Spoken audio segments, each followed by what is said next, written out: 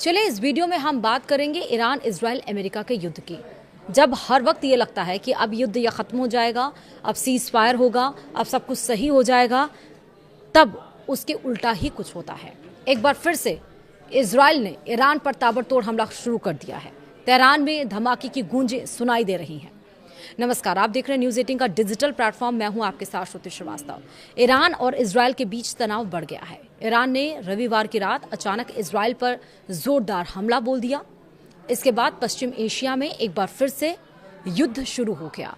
अमेरिकी राष्ट्रपति Donald Trump ने दोनों के बीच शांति कराने की कोशिश की, लेकिन फेल रहे। इजराइल ने पलटवार शुरू कर दिया है। चलिए समझते हैं विस्तार से। दरअसल पश्चिम एशिया में हालात तेजी से बिगड़ते नजर आ रहे हैं। अप्रैल में लागू हुए युद्ध विराम के बाद पहली बार ईरान ने सीधे इजराइल पर मिसाइलों की बौछार कर दी। इसके बाद इजराइल ने भी जवाबी हमला कर दिया।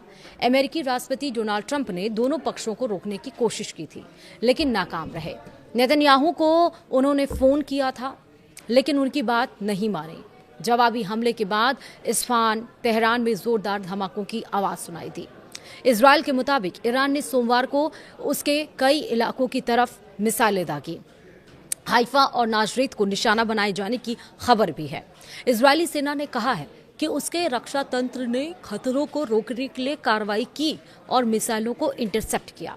वहीं इजरायली रक्षा बल यानी कि IDF ने बताया कि देश के कई हिस्सों में सायरन बजाए गए और लोगों को सुरक्षित स्थानों में जाने के निर्देश दिए गए। शुरुआती रिपोर्ट्स में किसी बड़े नुकसान या हताहत की सूचना नहीं है। ट्रंप ने नेतन्याहू को फोन किया, और क्या फोन किया वो भी समझिए। हालात को और भड़कने से रोकने के लिए अमेरिकी राष्ट्रपति डोनाल्ड ट्रंप ने इजरायली प्रधानमंत्री बेंजामिन नेतन्याहू से बात की थी। ट्रंप ने एक्सियोस से कहा, मैं अभी बीबी को फोन कर रहा हूं और कह रहा हूं कि जवाबी हमला मत करो। दोनों अपना हमला कर चुके हैं। हमें एक और हमले की जरूरत नहीं है। उन्होंने कहा कि ईरानी हमलों में किसी को नुकसान नहीं पहुंचा। उम्मीद ये है कि इजराइल पलटवार नहीं करेगा। अगर बीबी फिर भी हमला करते हैं तो ये सिलसिला अगले 47 साल या फिर 3000 साल तक चलता रहेगा। फॉक्स न्यूज से बातचीत में ट्रंप ने ईरान को भी संदेश दिया। उन्होंने कहा कि तुमने अभी अपनी मिसाइलें चला दी हैं, अब काफी है। बातचीत की मेज पर लौटो और समझौता करो। ट्रंप ने दावा किया कि ईरान के साथ अंतिम समझौता अगले कुछ दिनों में हो सकता है। अब सवाल ये कि आखिरकार जब ये अंतिम समझौते की तरफ ये पूरी लड़ाई चल रही थी, तो अचानक से ये नया विवाद क्यों भड़का, वो समझिए। ईरान का यह हमला बेरूत के दक्षिणी उपनगरों पर इजरायली हमले के बाद हुआ। इजराइल ने कहा था कि यह कार्रवाई हिजबुल्लाह की ओर से उत्तरी इजराइल पर हुई गोलीबारी के जवाब में की गई थी। इसके बाद ईरान ने चेतावनी दी थी कि वह जवाब देगा। अब मिसाइल हमले के बाद तेहरान का रुख और सख्त हो गया है। ईरान की सरकारी मीडिया के मुताबिक सैन्य अधिकारियों ने कहा है कि अगर इजराइल ने दक्षिणी लेबनान या बेरूत पर हमले जारी रखे तो उसे और ज्यादा कुचल देने वाले हमलों का सामना करना पड़ेगा। ईरान की इस्लामिक रिवॉल्यूशनरी गार्ड कॉर्प्स ने दावा किया है कि उसके पास बड़ी संख्या में मिसाइलें तत्काल लॉन्च के लिए तैयार हैं और जरूरत पड़ने पर इजराइल के और ज्यादा ठिकानों को निशाना बनाया जा सकता है। ईरान के सुप्रीम लीडर के वरिष्ठ सैन्य सलाहकार मोहसिन रिजाई ने कहा कि यह हमला युद्ध विराम उल्लंघन और लेबनान के खिलाफ कार्रवाई के खिलाफ चेतावनी है। उन्होंने ये भी कहा कि किसी भी नए कदम का जवाब पहले से ज्यादा सख्ती से दिया जाएगा। अब इस युद्ध में क्या क्या अपडेट्स आए हैं वो फटाफट समझ लीजिए। इजराइल और ईरान के बीच चल रहे संघर्ष को लेकर अमेरिका के राष्ट्रपति डोनाल्ड ट्रंप ने प्रतिक्रिया देते हुए दोनों पक्षों से अपील की है कि वे एक दूसरे पर हमले बंद करें। उन्होंने अपने सोशल मीडिया अकाउंट से लिखा है कि इजराइल ईरान को शूटिंग तुरंत बंद कर देनी चाहिए।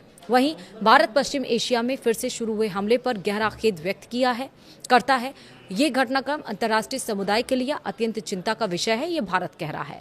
यह संघर्ष अब 100 दिनों से अधिक समय से जारी है और इससे भारी मानवीय पीड़ा उत्पन्न हुई है। इसके साथ ही इसका वैश्विक अर्थव्यवस्था और ऊर्जा आपूर्ति पर भी गंभीर प्रतिकूल प्रभाव पड़ा है। भारत सभी पक्षों से तत्काल तनाव कम करने, नागरिकों की सुरक्षा सुनिश्चित करने और कूटनीतिक समाधान के लिए जारी वार्ताओं को सफलतापूर्वक संपन्न करने का आग्रह करता है, ताकि क्षेत्र में शांति और स्थिरता बहाल हो सके।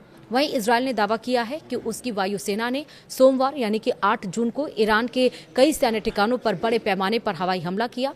इजरायली सेना के मुताबिक इस अभियान में दर्जनों लड़ाकू विमानों ने हिस्सा लिया और यह कार्रवाई खुफिया एजेंसियों की जानकारी के आधार पर की गई।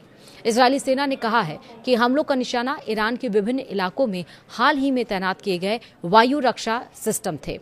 इन ठिकानों पर सटीक हवाई हमले कर उन्हें नुकसान पहुंचाने की कोशिश की गई। इजरायली अधिकारियों के मुताबिक इस अभियान का उद्देश्य ईरान की रक्षा क्षमताओं को कमजोर करना और भविष्य में संभावित सैन्य अभियानों के लिए इजरायली सेना की कार्रवाई की स्वतंत्रता बढ़ाना है। वहीं ईरानी मीडिया की रिपोर्ट के मुताबिक तेहरान के आसमान में उड़ रहे एक ड्रोन को ईरान की वायु रक्षा प्रणाली ने मार गिराया। ईरान ने दावा किया है कि यह ड्रोन अमेरिका इजरायल समर्थित दुश्मन का था। समाचार एजेंसी मेहर के मुताबिक ईरानी एयर डिफेंस ने ड्रोन को सफलतापूर्वक निशाना बनाकर नष्ट कर दिया। वहीं ईरान के शहर इस्फहान में भी विस्फोटों की आवाजें सुनाई दी। रिपोर्ट के मुताबिक इलाके में एयर डिफेंस सिस्टम सक्रिय कर दिया गया था और सुरक्षा एजेंसियां स्थिति पर नजर रख रही थी। हालांकि ड्रोन के मलबे या किसी संभावित नुकसान के बारे में तत्काल कोई आधिकारिक जानकारी सामने नहीं आई है। वहीं ईरान की राजधानी तेहरान में एक बड़े धमाके की आवाज जरूर सुनाई थी, जबकि इजरायल और ईरान के बीच जवाबी हमलों का सिलसिला जारी है। ईरानी समाचार एजेंसी तस्नीम के मुताबिक धमाकों की कुछ आवाजें तेहरान में एयर डिफेंस सिस्टम के सक्रिय होने की वजह से भी हो सकती हैं। यह घटनाक्रम ऐसे समय सामने आया है जब इजरायल और ईरान दोनों एक दूसरे पर मिसाइल और हवाई हमले के दावे कर रहे हैं। वहीं ईरान के विदेश मंत्रालय के प्रवक्ता इस्माइल बघाई ने संयुक्त राष्ट्र की परमाणु निगरानी संस्था IAEA के महानिदेशक राफेल मारियानो ग्रोसी पर ईरान के खिलाफ पक्षपातपूर्ण रवैया अपनाने का आरोप लगाया है। बघाई ने दावा किया है कि ग्रोसी मौजूदा संघर्ष की वास्तविकताओं को नजरअंदाज कर रहे हैं और उनके विचार IAEA की विश्वसनीयता को नुकसान पहुंचा रहे हैं। उन्होंने ये भी कहा कि एजेंसी के महानिदेशक पक्षपातपूर्ण तरीके से काम कर रहे हैं और ईरान और उसके परमाणु कार्यक्रम से जुड़े मुद्दों पर जानबूझकर पक्षपात हो रहा है। वहीं ईरान की इस्लामिक रिवॉल्यूशनरी गार्ड कॉर्प्स यानी कि IRGC ने दावा किया है कि उसने ईरान के पेट्रोकेमिकल संयुक्त पर हुए कथित अमेरिकी इजरायली हमले के जवाब में इजरायल के हाइफा शहर स्थित एक समान रासायनिक जिसको हम बोलते हैं संयंत्र को मिसाइल से निशाना बनाया है। वहीं IRGC के मुताबिक यह कार्रवाई जवाबी सैन्य अभियान का हिस्सा थी। गार्ड्स ने अपने बयान में चेतावनी दी है कि यदि क्षेत्र में गैर सैन्य और ऊर्जा ढांचे से जुड़े ठिकानों पर हमले जारी रहे तो इससे गंभीर असर वैश्विक अर्थव्यवस्था पर पड़ सकता है। वहीं IRGC ने दावा किया है कि ऐसी किसी भी स्थिति के लिए अमेरिका जिम्मेदार होगा। फिलहाल ये लड़ाई अब छिड़ चुकी है, एक नया मोड़ इस लड़ाई में आ गया है। देखना होगा कि अमेरिका इस लड़ाई को जो बंद करने की कोशिश कर रहे हैं, कह रहे हैं कि अपने अपने जवाब आपने दे दिया, अब एक और हमला नहीं होना है, लेकिन इस बीच में हमले जारी हैं। अब ये लड़ाई कब जाकर रुकेगी कोई नहीं जानता। वीडियो में ताही, नमस्कार।